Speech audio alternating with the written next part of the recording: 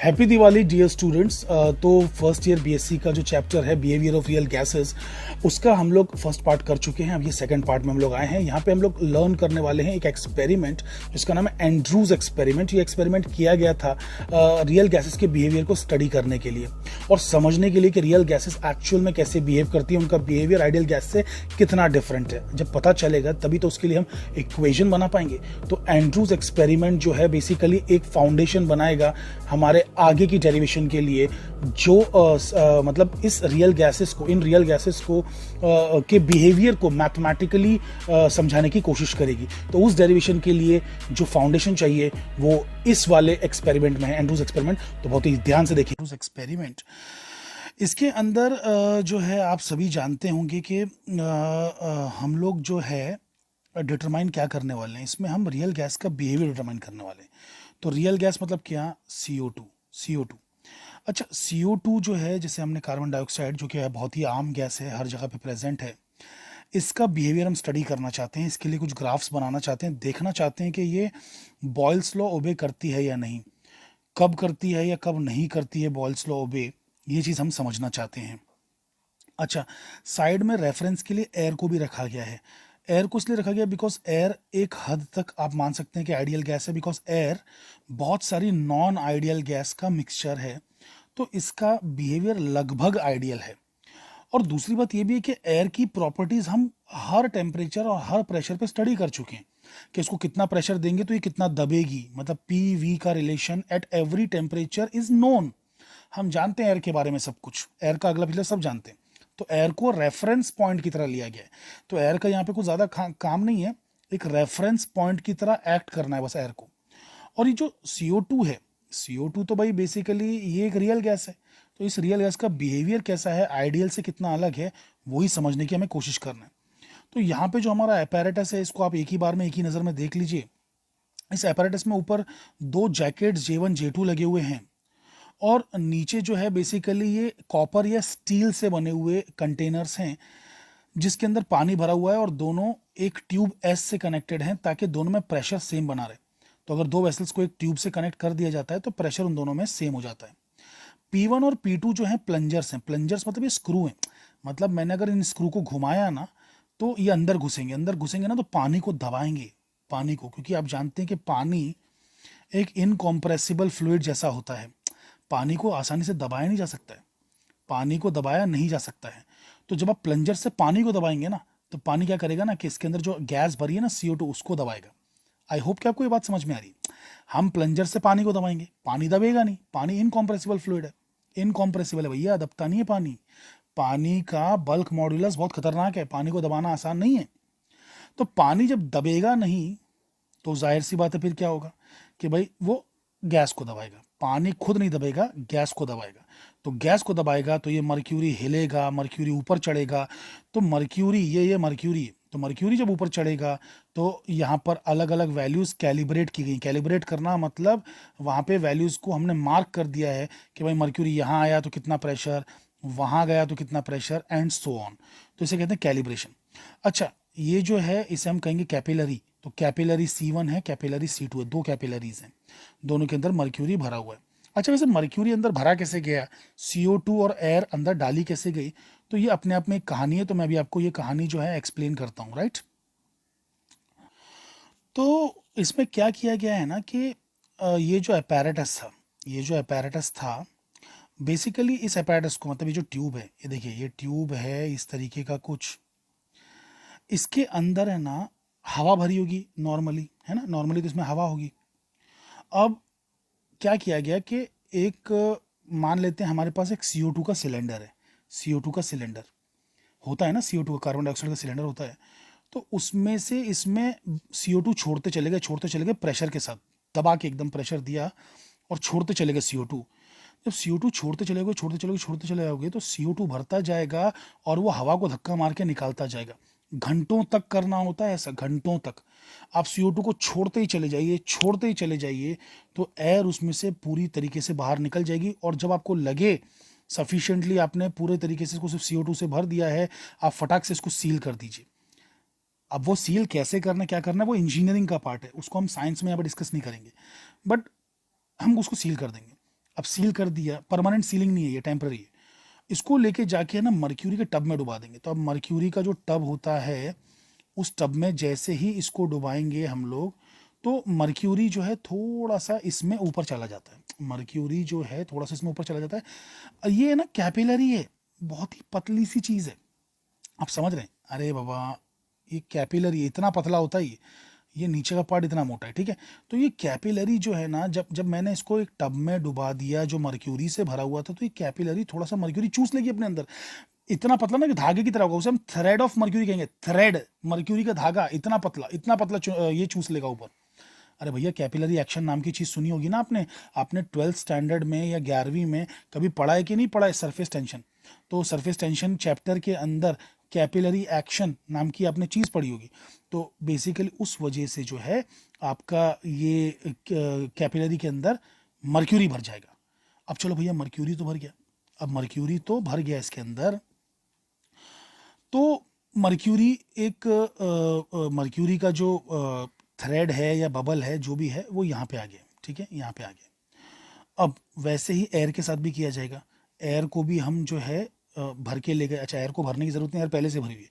इसे लेके जाके मर्क्यूरी के टब में खोला, तो मर्क्यूरी थोड़ा सा इसमें भी चढ़ गया। तो इसमें भी हमको एक मर्क्यूरी का थ्रेड या मर्क्यूरी का बबल मिल गया, मर्क्यूरी का एक ड्रॉप मिल गया मान लेते हैं, जो भी है।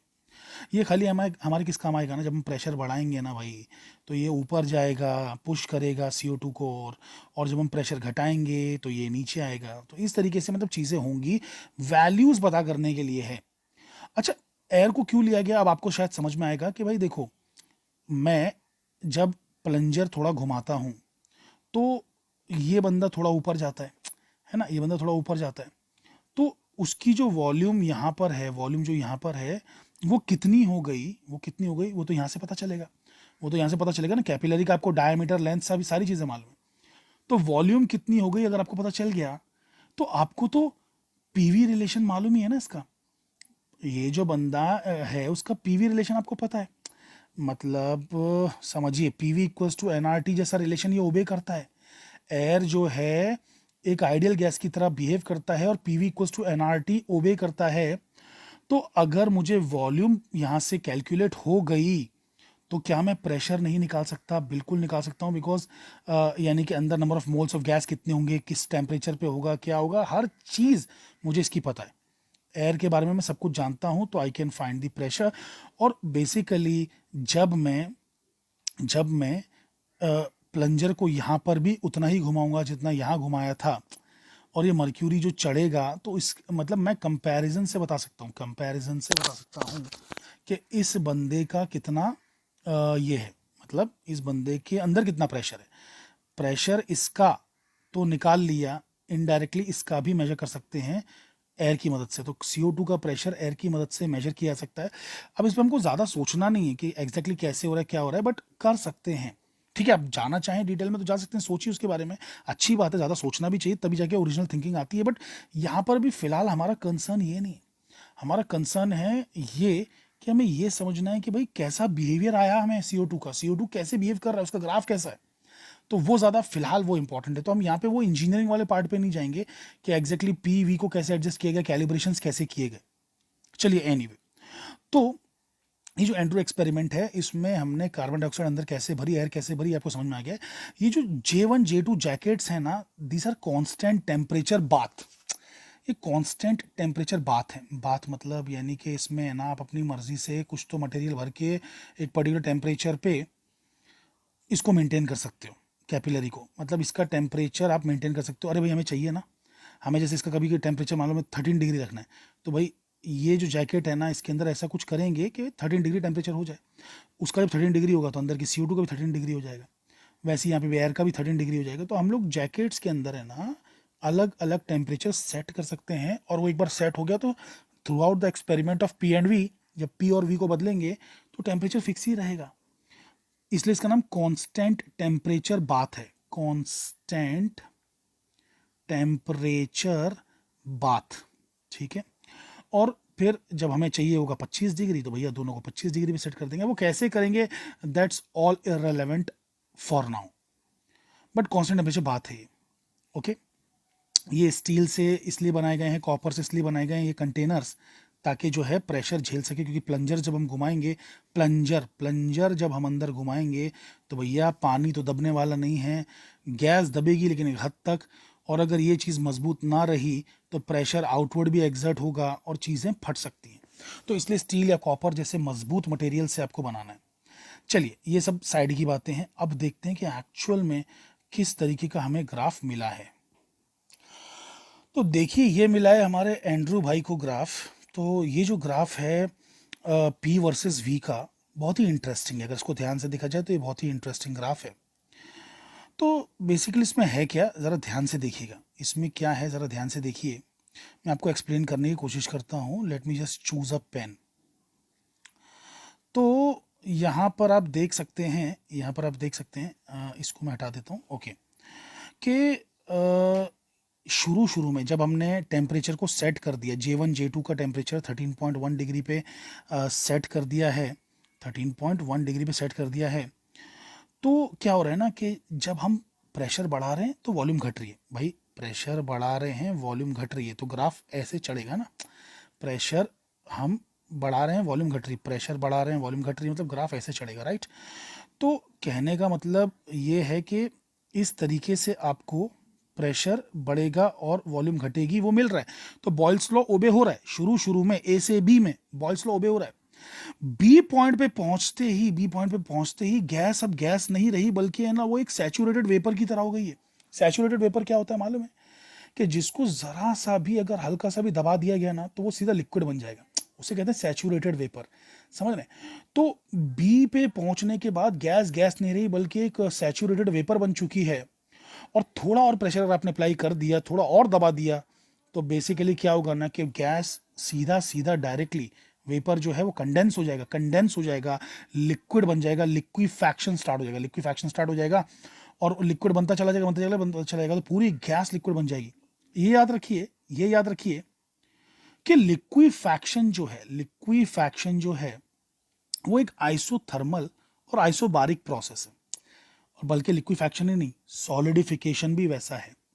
क्योंकि सॉलिडिफिकेशन जो होता है और ये जो लिक्विफैक्शन होता है, ये स्टेट चेंज वाले प्रोसेस है ना, फेज बदल रहा है। और फेज चेंज हमेशा आइसोबारिक और आइसोथर्मल प्रोसेस होता है। तो वॉल्यूम घटती ही चली जा रही है बिना एक्स्ट्रा प्रेशर अप्लाई किए। उतने ही प्रेशर पे पॉइंट बी पे आने के बाद जरा सा ही प्रेशर आपने बढ़ाया होगा और सीधी पूरी गैस लिक्विफाई हो गई। तो लिक्विफाई हो रही है तो भैया गैस की वॉल्यूम ज़्यादा होती है, लिक्विड की वॉल्यूम कम होती है। तो लिक्विड की वॉल्यूम जो कभी इतनी थी वो घट के इतनी सी रह गई, है ना। तो गैस जो है, यहाँ पे जो गैस थी वो आपका लिक्विड बन चुकी है। आई होप कि आपको ये बेसिक सी बात समझ में आई कि गैस जो है आपकी लिक्विड बन चुकी है। अब लिक्विड बन गई तो अब लिक्विड को तो दबा नहीं सकते, तो प्रेशर अप्लाई करते जाओ, ये नहीं घटने वाला। तो इसीलिए ग्राफ ऊपर की तरफ चढ़ रहा है। तो गैस जो है लिक्विड बन चुकी है और लिक्विड्स इनकॉम्प्रेसिबल होते हैं इन जनरल, ठीक है। तो लिक्विड्स इनकॉम्प्रेसिबल होते हैं, आसानी से दबते नहीं है, तो इसलिए ग्राफ आपको ऐसा मिल रहा है। तो हो गया ना बिल्कुल अलग बिहेवियर। अगर एक आइडियल गैस होती, CO2 की जगह पे अगर एयर होती ना, एयर, तो वो क्या करती मालूम है? रूम टेम्परेचर पे एयर एक आइडियल गैस है, तो वो क्या करती मालूम है? आप प्रेशर बढ़ाते जाते वॉल्यूम कम होती जाती है और इस तरीके का ग्राफ आता जो कि बॉयल्स लॉ को पूरी तरीके से ओबे करता। लेकिन यहाँ पे क्या हो रहा है? यहाँ पर बॉयल्स लॉ पूरी तरह ओबे नहीं हो रहा है, सिर्फ कुछ ही पार्ट के लिए हो रहा है। तो पहले तो बराबर बॉयल्स लॉ की तरह चलता रहा, लेकिन और प्रेशर अप्लाई करने पे गैस सीधा लिक्विफाई हो गई और उसके बाद में लिक्विफाई होने के बाद कितना ही प्रेशर बढ़ाओ तो वॉल्यूम चेंज नहीं हो रही है। तो pressure is inversely proportional to volume. वो जो लॉ है बॉयल्स लॉ, झूठा साबित हो रहा है in case of real gases. Pressure inversely proportional to volume वाला जो लॉ है वो यहाँ पे झूठा साबित हो रहा है, गलत साबित हो रहा है, वायलेट हो रहा है। तो रियल गैसेस बॉयल्स लॉ ओबे नहीं करती हैं for every pressure and volume का वैल्यू। लेकिन जब प्रेशर बहुत ही कम था, प्रेशर की वैल्यू लो थी, ये देखिए ना, ये लो प्रेशर है। तो जब तक प्रेशर लो वैल्यू पे थे तो Boyle's law was being obeyed. जब प्रेशर की वैल्यू बढ़ गई, ये थोड़ी हाई वैल्यू है, तो प्रेशर की वैल्यू बढ़ गई तो उसने बॉयल्स लॉ को ओबे करना छोड़ दिया, बॉयल्स लॉ को ओबे करना छोड़ दिया। तो हाई प्रेशर पे गैस बॉयल्स लॉ ओबे नहीं करती है। अच्छा, अब टेम्परेचर बढ़ा के दोबारा एक्सपेरिमेंट मतलब रिपीट किया गया। जैकेट J1 J2 जो हैं उनका टेम्परेचर बढ़ा दिया गया, 21.5 रखा गया। एक्सपेरिमेंट रिपीट किया तो बिहेवियर बिल्कुल वैसे आया जैसा पिछले वाले में आया था, बिहेवियर बिल्कुल वही आया। लेकिन फर्क क्या है कि अब उतने प्रेशर पे, जो भी प्रेशर ये था, उस प्रेशर पे लिक्विफैक्शन स्टार्ट नहीं होगा, बल्कि थोड़ा सा एक्स्ट्रा प्रेशर और लगेगा। मतलब आप समझ रहे हैं मैं क्या कह रहा हूँ? देखो एक सेकंड, मैं आपको समझाता हूँ कि ये देखिए, यहाँ पे आते ही, इतने प्रेशर पे आते ही पहले ग्राफ में तो लिक्विफैक्शन स्टार्ट हो गया था, लेकिन अब क्या होगा ना कि मतलब आप समझ पा रहे हैं, अब इतने प्रेशर पे, बड़े प्रेशर पे, मतलब प्रेशर थोड़ा बढ़ाना पड़ेगा। प्रेशर बढ़ाएंगे तब जाके लिक्विफैक्शन स्टार्ट होगा, ठीक है, तब जाके लिक्विफैक्शन स्टार्ट होगा, यानी कि प्रेशर और बढ़ाना पड़ेगा, वॉल्यूम थोड़ी और घटाना पड़ेगी, वॉल्यूम थोड़ी और घटाना पड़ेगी। क्योंकि देखो ना, टेम्परेचर जब बढ़ जाता है ना, तो लोग दूर दूर भागते हैं, है ना, तो उनको और नज़दीक लाना है ना, तो प्रेशर बढ़ाना पड़ेगा, ठीक है, तब जाके आपका लिक्विफैक्शन स्टार्ट होगा। तो ऐसे करते करते अलग अलग टेम्परेचर्स पे ऐसा ही बिहेवियर आपको देखने मिलेगा कि प्रेशर और लगाना पड़ता जाएगा आपको। अगर आपको गैस को लिक्विफाई करना है तो प्रेशर और बढ़ाते चले जाना पड़ेगा, तब जाके गैस लिक्विफाई हो सकती है। अब एक ऐसा टेम्परेचर आ गया जिसका नाम है 31.1। देखिए, जाहिर सी बात है कि साइंटिस्ट लोगों ने जब रिपीट किया होगा, एंड्रू ने पहली बार किया होगा, तो 13 भी रखा होगा, 15 भी रखा होगा, 20 भी रखा होगा। लेकिन आप बोलेंगे सर इतनी ऑड वैल्यूज कैसे ले ली, 13.1, 21.5? क्या होता है ना कि यहाँ पे थोड़ा सा बिहेवियर ज़्यादा अच्छे से दिखता है, रिमार्केबल दिखता है, तो इसलिए लोग ऐसी वैल्यूज चुन लेते हैं। अच्छा, अगर सपोज मैंने जस्ट रैंडमली सेट किया टेम्परेचर, वो 21 करना चाहा सपोज, बट नहीं हो पाया, 21.5 हो गया, लेकिन बिहेवियर जो मुझे चाहिए था वैसा मिल रहा है, जो 21 पे मिलता वो 21.5 पे मिल रहा है, तो 21.5 एज इट इज रहने क्यों ना दूं मैं, है ना? मैं क्यों जबरदस्ती उसको राउंड ऑफ करके 20 करूं? राउंड ऑफ करना कोई नेचर ने थोड़ी ना सिखाया है मुझे, तो मैं क्यों करूं? तो जो टेम्परेचर पे उसने ऑपरेट किया, वो टेम्परेचर पे कैसे ग्राफ आया उसने वो लिख दिया सिंपली।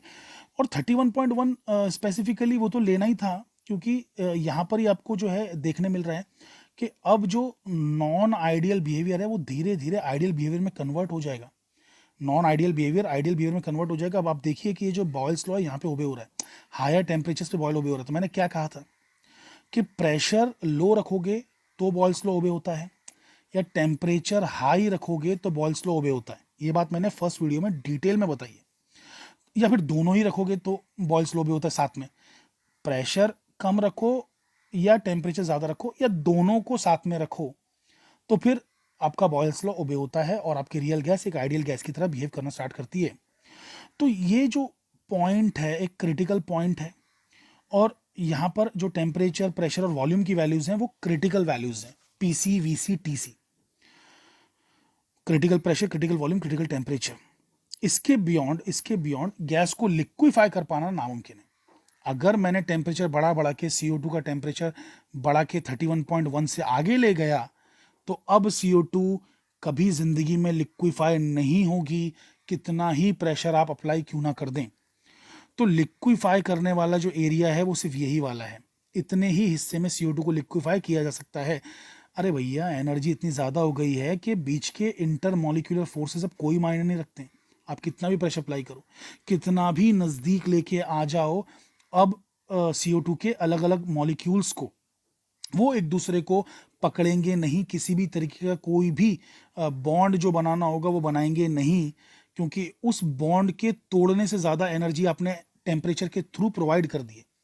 बॉन्ड के टूटने से, अरे कोई भी बॉन्ड हो, जो भी बॉन्ड होता होगा गैसेस से, अलग अलग गैसेस के बीच में अलग अलग बॉन्ड होता है। जैसे आपको मालूम है H2O एक मॉलिक्यूल है, मॉलिक्यूल तो न्यूट्रल होते हैं, लेकिन H2O जो बाजू में रखे जाते हैं तो आप बॉन्ड बना लेते हैं लिक्विड में। तो वैसे मैं कह रहा हूँ कि CO2 की जो गैस है, जो बॉन्ड बना सकती थी, वो बॉन्ड अब बन ही नहीं सकता इस टेम्परेचर पे आके। तो 32.5 पे रखा आपने, तो एनर्जी इतनी ज़्यादा है कि वो बॉन्ड्स कभी बन ही नहीं सकते। उस बॉन्ड के टूटने से, तोड़ने के लिए जो एनर्जी चाहिए ना, उससे ज़्यादा एनर्जी आपने प्रोवाइड कर दी ऑलरेडी। तो आप कितना भी प्रेशर अप्लाई कर दें हाई, अब ये लिक्विफाई नहीं होगा CO2। तो इसीलिए ये पॉइंट जो है क्रिटिकल पॉइंट है। क्रिटिकल पॉइंट के बियॉन्ड रियल गैस, अच्छा हर एक गैस का, हर रियल गैस का एक ऐसा क्रिटिकल पॉइंट होगा, तो अपने अपने क्रिटिकल पॉइंट के बियॉन्ड हर रियल गैस एक आइडियल गैस की तरह बिहेव कर सकती है। और वैसे यहाँ पर भी क्रिटिकल पॉइंट एक्सीड नहीं भी किया तो हायर प्रेशर लोअर प्रेशर्स पे, लोअर प्रेशर की वैल्यूज पर भी वो बॉयल्स लॉ ओबे कर सकती है गैस। तो ये लिक्विफैक्शन वाली बात है ना, बॉयल ने कंसीडर नहीं किया था। तो बॉयल ने ना सिंपली बोला कि भाई प्रेशर बढ़ाते जाएंगे वॉल्यूम कम होती जाएगी, प्रेशर इनफाइनाइट कर देंगे वॉल्यूम जीरो हो जाएगी, ऐसा बॉयल ने कह दिया था। सॉरी, सो बॉयल ने क्या कह दिया था कि प्रेशर इनफाइनाइट करेंगे वॉल्यूम बिल्कुल जीरो हो जाएगी। तो उसने इग्नोर कर दिया लिक्विफैक्शन। लिक्विफैक्शन नाम की चीज होती है, उसने इग्नोर ही कर दिया। सॉलिडिफिकेशन भी हो सकता है, उसने इग्नोर ही कर दिया। इसका मतलब उसने इंटरमोलिकुलर फोर्सेस पे ध्यान ही नहीं दिया। उसने गैसेस को आइडियल मान लिया कि नहीं भैया जितना भी दबाओगे दबती चली जाएंगी, इनफाइनाइट प्रेशर कर दोगे वॉल्यूम जीरो हो जाएगी। तो उसने ध्यान नहीं दिया। पहली बात तो ये, उसने लिक्विफैक्शन नाम की चीज पे ध्यान नहीं दिया। दूसरी बात ये है कि उसने साइज को भी जीरो समझा मॉलिक्यूल्स के, कि कितना भी दबाओ प्रेशर इनफाइनाइट कर दोगे वॉल्यूम जीरो हो जाएगा। अरे भैया जीरो कैसे होगी वॉल्यूम, कुछ वॉल्यूम है ना, खुद मॉलिक्यूल्स की कुछ तो वॉल्यूम है ना, तो नहीं जीरो हो सकती ना। तो ये गलती कर दी थी बॉयल्स ने। तो ये बॉयल्स लो जो है सिर्फ और सिर्फ आइडियल बिहेवियर के लिए है कि भैया प्रेशर कितना भी बढ़ा दो वॉल्यूम घटती चली जाएगी, घटती चली जाएगी और घटती ही चली जाएगी। कभी कोई लिक्विफैक्शन और ऐसा कुछ होने वाला नहीं है, ऐसा अजीब बिहेवियर मिलने वाला नहीं है। ये चीज़ उसने कभी सोचा नहीं था बॉयल ने, बट हमने तो सोचा, हमें तो पता चल गया कि भैया ऐसा होता है, राइट। तो आई होप कि आपको बातें समझ में आ रही। अब ये आप एयर के कर्व्स देखिए, हवा के कर्व्स देखिए। हवा हमारी बेचारी ऑलमोस्ट एक आइडियल गैस है। 13.1 पे लिया तो उसने क्या किया कि 13.1 पे होने के बाद भी उसने बॉयल्स लॉ ओबे किया, 13.1 पे भी ओबे किया, 31.1 पे भी ओबे किया, 48 पे भी ओबे किया। मतलब एयर तो है ही भाई आइडियल गैस जैसी, है ना। तो ये एयर के कर्व्स हैं, तो ये एयर के कर्व्स से कंपेयर करना बहुत ज़रूरी है। Air is a reference for us. आप बात समझ पा रहे हैं, इसलिए एयर को लिया गया CO2 के बाजू में। तो फाइनली हमें एंड्रू के एक्सपेरिमेंट से क्या सीख मिली? एंड्रू के एक्सपेरिमेंट से ये स्टैब्लिश हो गया कि कंटिन्यूअस होती है दुनिया, दुनिया में एब्रप्ट चीज़ें नहीं होती हैं, डिसकंटिन्यूस नहीं होता है। कंटिन्यूटी स्टैब्लिश हो गई between gaseous state and liquid state, कि प्रेशर आप कम करते करते करते जाएंगे तो गैस लिक्विड बनेगी, गैस लिक्विड बनेगी, ये कंटिन्यूटी ही है। और लिक्विड तो फिर ऑब्वियसली बहुत इनफाइनाइट, जैसे प्रेशर अप्लाई कर दिया ऑलमोस्ट, तो फिर सॉलिड बन जाएगा। तो ये कंटिन्यूटी एंड्रू के एक्सपेरिमेंट से स्टैब्लिश हो गई, जो कि पहले डायरेक्टली किसी ने सोचा नहीं था कि it's a continuous kind of a process. तो कंटिन्यूटी स्टैब्लिश करना ये एक सिग्निफिकेंस है, एडवांटेज है एंड्रू के एक्सपेरिमेंट का, कंटिन्यूटी। अब ये कंटिन्यूटी का डिस्कशन थोड़ा हाई लेवल है, लेकिन फिर भी आप लोग एक आइडिया लगाइए कि एंड्रू के एक्सपेरिमेंट के पहले कोई क्यों कंटिन्यूटी की बात करेगा। यहाँ पे स्टैब्लिश हो रही कंटिन्यूटी कि भाई आपका जो प्रेशर अगर आप बढ़ाते जाते हैं तो गैस से ही आपका लिक्विड जो है बनता है। ये कोई अचानक वाला प्रोसेस नहीं है, gradually you keep on increasing pressure. तो at one point of time, मतलब at one particular pressure, your gas is going to get liquefied because intermolecular forces are going to overtake, है ना, and they are going to start attracting each other very strongly. Intermolecular जो forces होते हैं भैया, वो तगड़े कब होते हैं? जब रेंज में कोई आता है, तो रेंज में लाना पड़ेगा ना। रेंज से बाहर तो उनकी रेंज बहुत शॉर्ट होती है, तो रेंज से बाहर की चीज़ों को अट्रैक्ट नहीं करते, उनके साथ बॉन्ड नहीं बनाते। तो ये सारी बातें रहती हैं। तो एंड्रू एक्सपेरिमेंट से एक ये तो हमें चीज़ जो है वो समझ में आई है। एंड्रू ने दो टर्म्स बहुत अच्छे से डिस्टिंग्विश भी कर दिए कि वो जो क्रिटिकल टेम्परेचर था ना, उसको क्रिटिकल कर्व भी कहेंगे हम लोग, ठीक है, क्रिटिकल कर्व। ये जो कर्व है ना, इसको क्रिटिकल कर्व कहेंगे। तो क्रिटिकल कर्व के ऊपर के जितने भी बंदे हैं, मतलब यहाँ पर जो इस टेम्परेचर पे अगर कोई भी गैस है ना, तो उसे गैस कहेंगे। और नीचे नीचे जो यहाँ पे कोई भी रहेगा, यहाँ पे कोई लाई करेगा, तो उसे हम वेपर कहेंगे। ये बात याद रखना, उसे वेपर कहेंगे। तो क्रिटिकल आइसोथर्म, अच्छा बाय द वे सब आइसोथर्म्स है। आइसोथर्म्स का मतलब क्या है? ऐसा ग्राफ जिसका टेम्परेचर कांस्टेंट हो, तो आइसोथर्म्स है। तो ये क्रिटिकल आइसोथर्म है। तो क्रिटिकल आइसोथर्म के ऊपर वाले टेम्परेचर पे अगर कभी गैस है तो उसे गैस कहेंगे, और उसके नीचे है तो उसे वेपर कहेंगे, यानी कि उसे लिक्विफाई कर सकते हैं। वेपर को लिक्विफाई कर सकते हैं, गैस को नहीं कर सकते, ऐसा मान लो, ठीक है। तो ये एंड्रू ने दो चीज़ों को बोला कि भाई इनको सेपरेट सेपरेट नाम देना शुरू करो अब, कि वेपर लिक्विफाई हो सकता है प्रेशर अप्लाई करने पर, और गैस लिक्विफाई नहीं हो सकती। No matter how much pressure you apply, कितना प्रेशर आप अप्लाई करो उसके बाद भी वो लिक्विफाई नहीं होगी। तो क्रिटिकल आइसोथर्म के ऊपर वो गैस है, क्रिटिकल आइसोथर्म के नीचे वो जो है वेपर है। तो आई होप कि आपको ये बात समझ में आई है कि एंड्रूज एक्सपेरिमेंट कितना इंपॉर्टेंट है। यहाँ से एक नींव बन चुकी है, जिसकी वजह से अब हम अगले वाले चैप्टर में वैंडरवाल्स इक्वेशन को जो है वैंडरवाल्स इक्वेशन डिराइव करेंगे। तो इस लेक्चर के बाद आपको वो वाला लेक्चर देखना है, ठीक है।